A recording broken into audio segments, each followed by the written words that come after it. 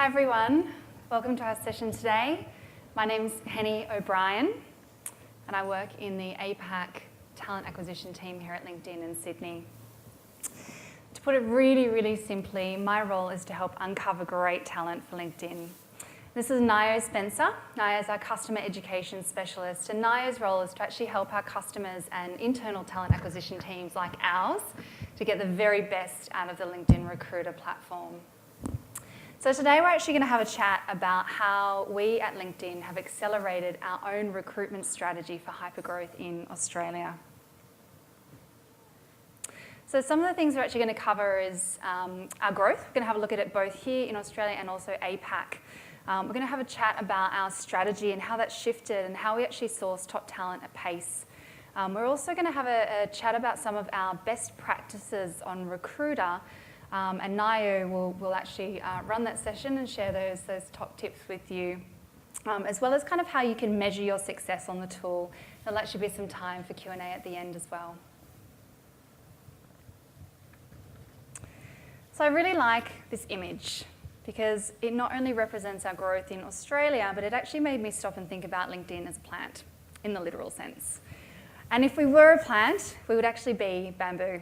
So bamboo is actually one of the fastest growing plants in the world, and it can actually grow up to 8 inches per day, which is kind of what it feels like at LinkedIn. We had really very humble beginnings here in Oz. So we had just one employee in Australia, and he had a laptop and a home office. And when we opened our doors in May 2010, we had just 3 employees in the Sydney office. We actually still have some people in the office who argue about who was the 4th and 5th to join, which is pretty funny. So today we actually have an office in Sydney, Melbourne and Perth, and to give you an idea of how quickly we've grown, we're actually onto our 3rd office in 3 years in Melbourne. So what does this growth really look like? So as you can see here, we actually tripled our headcount in both Australia and APAC in our first couple of years, and we more than doubled again last year. So by the end of this year, we're actually going to have more than 1,000 people across our 10 offices in APAC, and more than 200 of those actually going to sit right here in Australia. So it's pretty cool for a company that started out with just 1 employee in Oz with a home office and a laptop just 4 years ago. So what has this actually meant for us in talent acquisition? Not surprisingly, it's meant we've been pretty busy. So at our busiest time, we actually had only 10 recruiters in the region working on more than 300 recs. And that was actually without the help of sources or onboarding specialists or any other support staff. We've actually also had to really evolve as both a function and as a team. So when we first started out in Oz, we just had 1 recruiter on the ground here, which sort of evolved into a team that sat within our HR function locally. We then decentralised to become a standalone talent acquisition function just 18 months ago. So as a team, we've actually gone from 1 person to 21 people in our TA team in APAC at the end of last year. And actually 1/3 of those sit right here in Australia. And we actually do recruit for APAC out of Australia as well. So interestingly, we've actually hired another 10 people into our team since January, and it's only April. Our CEO, Jeff Weiner, talks about being part of a company in hypergrowth, and he refers to it as being like a rocket in space. He says that just a slight miscalculation in strategy can be a serious problem further down the road. So what have we done in talent acquisition, and how have we adjusted our own strategy to make sure we can continue to support the business at scale? And how do we source top talent at pace? So how many of you are familiar with the term addressable market? A couple? Good. All right, so look, we define an addressable market as the size of the talent market that is likely to have the capabilities and experiences required by your business. So historically, much of our recruiting has actually been very reactive, and we knew that in order to stay ahead of the demands of the business, we needed to become much more proactive about our approach. So actually when I joined mid last year as a talent market strategist, part of my role was actually to sit down with the hiring managers and do a really deep dive into defining an addressable market for their business.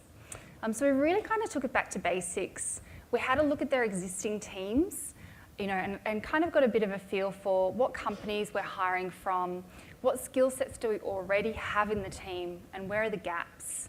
And we actually were able to begin defining our addressable market for the business.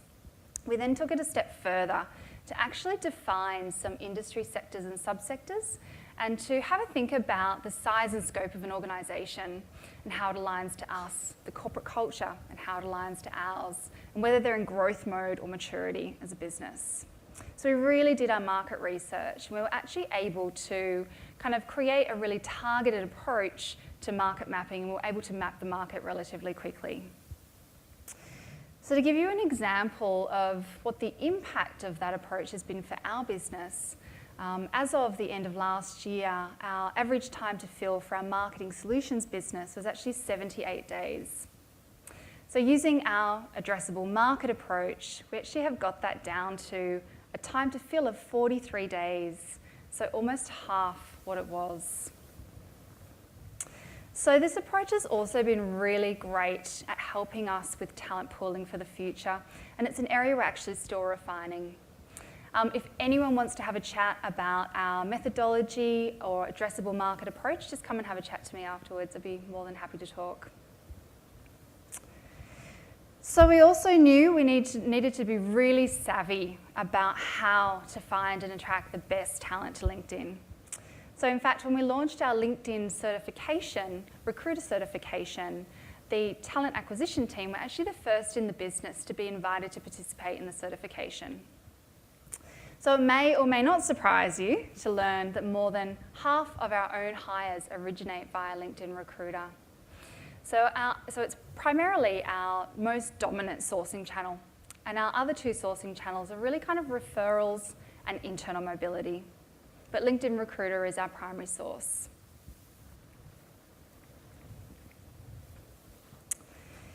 So part of the market mapping exercise that I did last year for one of our sales teams involved having a really deep look into just 5 organisations. And actually by leveraging the Recruiter platform, I was able to do my market research incredibly quickly, and even better, I was actually able to validate my research by using things like inside opinion, which is actually something that Naya is going to talk to you about a little bit later on. So I previously worked for a top 5 exec search firm here in Sydney, and we didn't have Recruiter, so it was a pretty new concept for me when I joined mid last year. And I really can't stress enough what a difference it's made and how it's changed my world. So for me, I used to spend hours and hours pulling together candidate profiles, long list reports, and internal reports to share with my hiring manager. What used to actually take me a whole day, I can now do in a couple of minutes.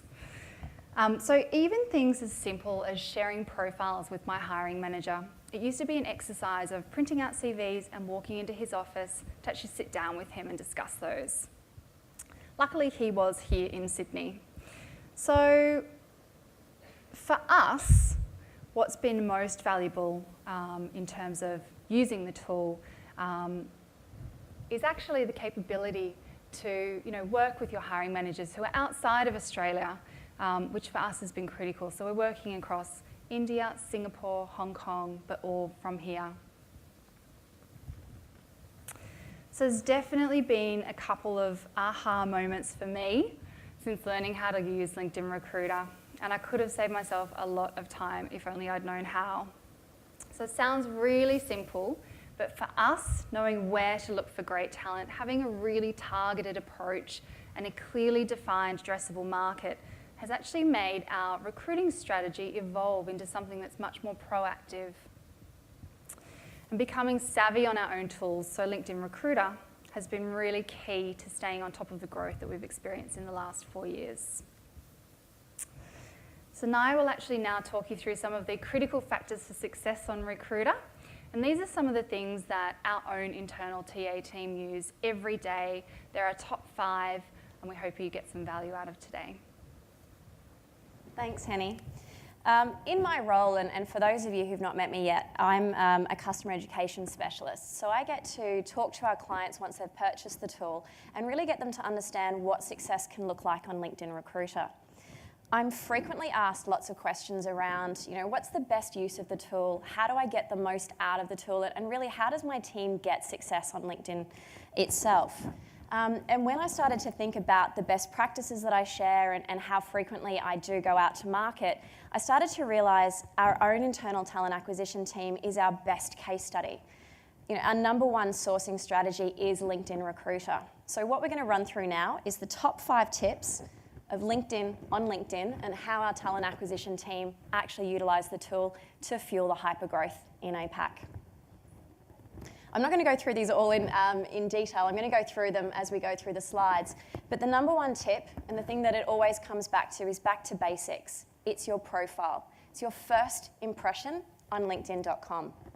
It's typically the place that people will go to when they've received an email, when they've viewed a job, or even when they've started to research companies that they're interested in. And it's really key that you make a good impression. So be an ambassador of your brand. And the quick tips to really make a punchy profile and to make this work, start with your name and headline. Now, it sounds pretty simple. Headline is typically your job title, but it doesn't have to be. Make it something a little punchier, get creative, and start thinking about your differentiating factor.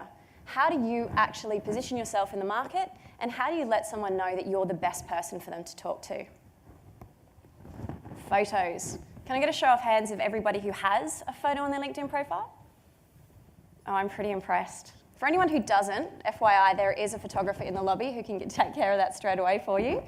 But studies have shown us on LinkedIn that if you have a profile photo on LinkedIn, you're actually 40% more likely to be contacted.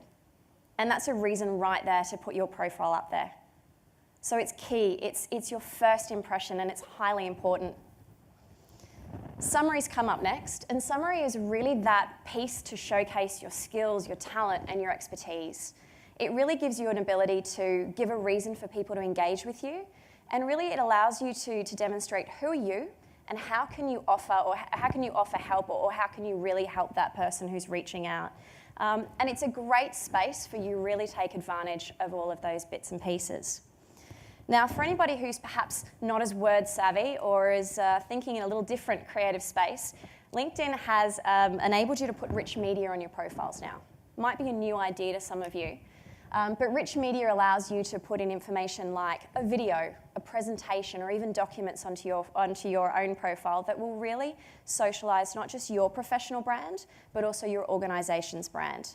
So if you're ever being asked for frequent information, or you want to really empower your employer value proposition, this is a great place to put it together. Interestingly enough, and before we go on to this part, some of our most viewed profiles on LinkedIn are our own internal talent acquisition team. So if anyone gets a chance at the end of this session, go on board and see exactly what they're putting onto their profile and what makes them so effective. The second tip, and I'm sure one that you all share, is around advanced search. It's all about taking it to the next level. To fuel the hypergrowth that we have in APAC, our team has to go to market with a strategy. They will define the criteria they're looking for with their hiring leaders, and then they'll start to apply them to filters. And you would have seen some of these before. But it's coming back to that addressable market factor. What are we looking for? How do we find it? And filters are the key to really deep diving into the tool. The second part of searching really comes around custom filters. Again, a show of hands, is this a new idea to anybody? Has everybody heard of custom filters? Some nods, some not so much. Custom filters are a really quick and easy way for you to save your most frequently used criteria, your most frequently used criteria or information that you're searching for. So this typically comes in the form of competitor companies that you're looking at.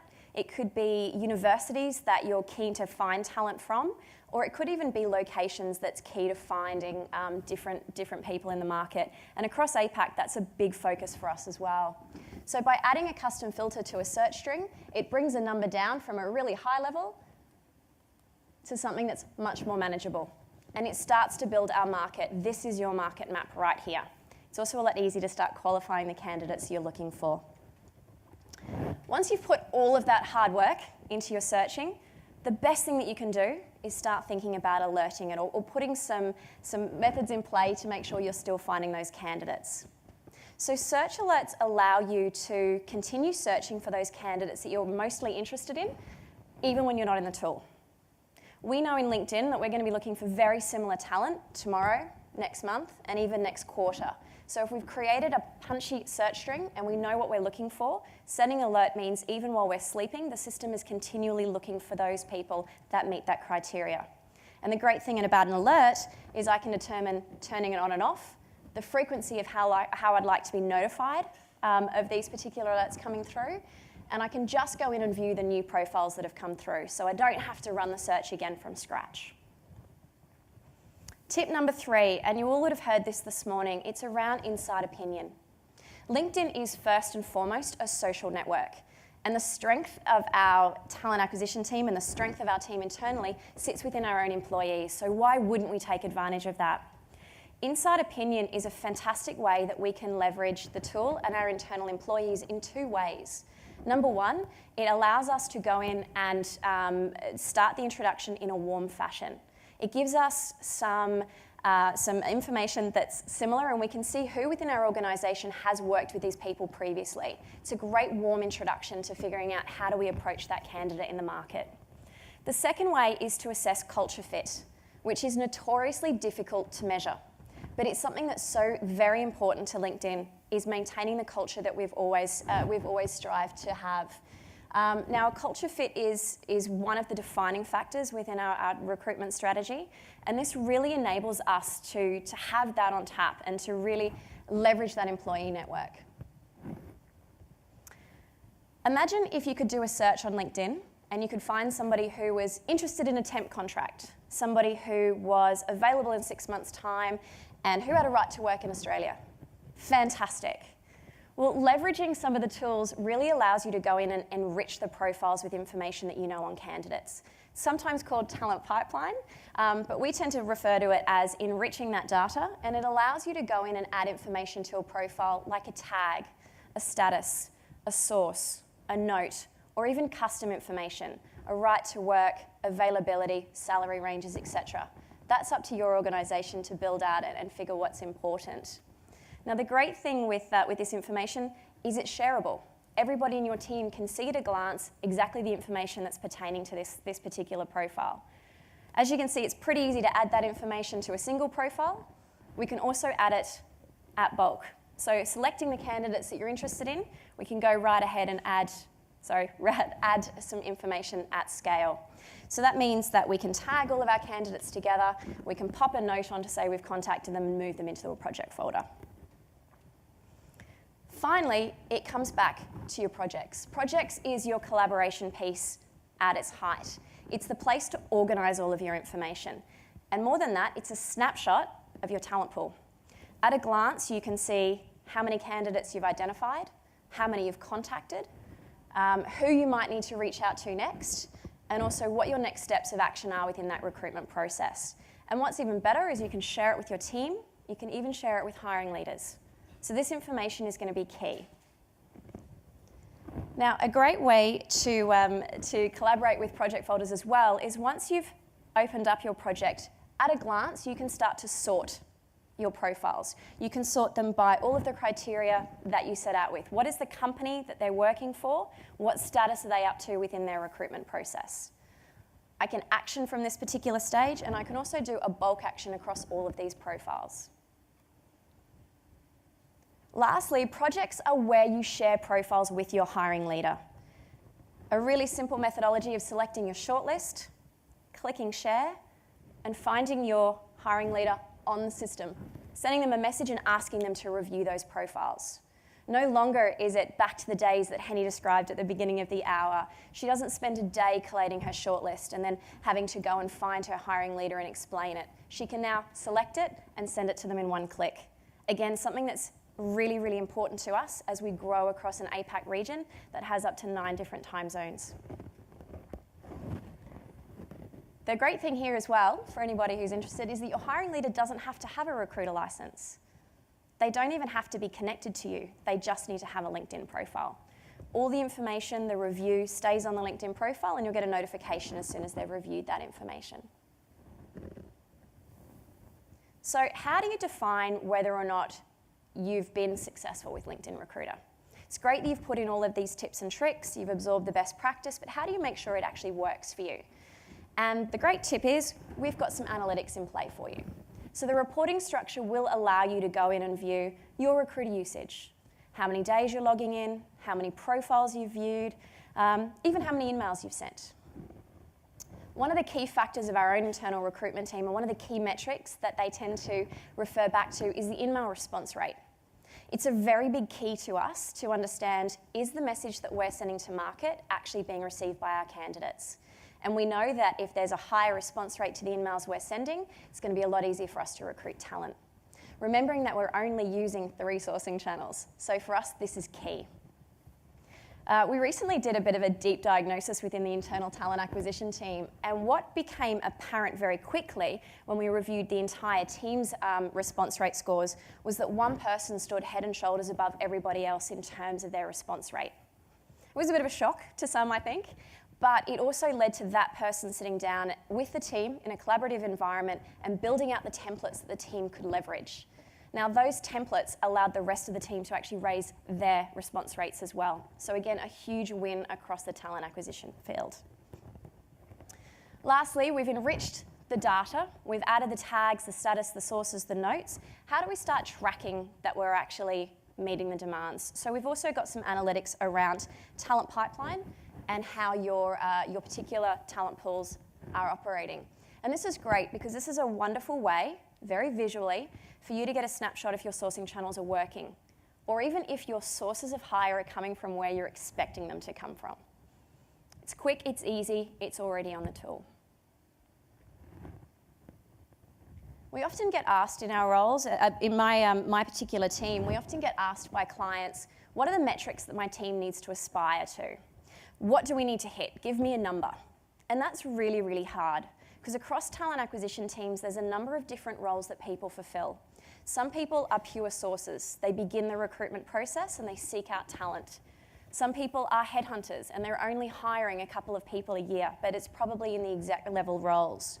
So it's not fair to assign the same kinds of metrics to all of these different roles because they fulfill a different function. So what we need to be aware of is how many profiles people need to be looking at, correlates to how many searches they should be running, and really around what emails they should be sending out. If you've got a sourcer who's sending out a huge number, we'd expect a pretty good response rate of around 20%. That's the market average. If you're only sending out 5 to 10, we'd be hoping for a much higher response rate because it's quite personalised, and we're hoping for that one-on-one touch. So again, if you're starting to think about measuring the success on LinkedIn, it is key that you can sit down and determine exactly what that looks like, because if you can't measure it, you can't manage it. So we're going to wrap up and we're going to save some questions time here as well. But we're hoping that some of the best practices that we've shared today with you can make you feel a little bit more secure in what it is that you do. When I speak to clients frequently and I talk to the talent acquisition teams, the general impression I get is that people feel like this. This is what recruiters feel like day to day. It's true. So having employed some of these top tips to really understand how people use this well and to give you a snapshot of how our talent acquisition team is starting to use the tool, we're hoping that you're actually going to work into this space. And that's how we should all be in our day-to-day roles.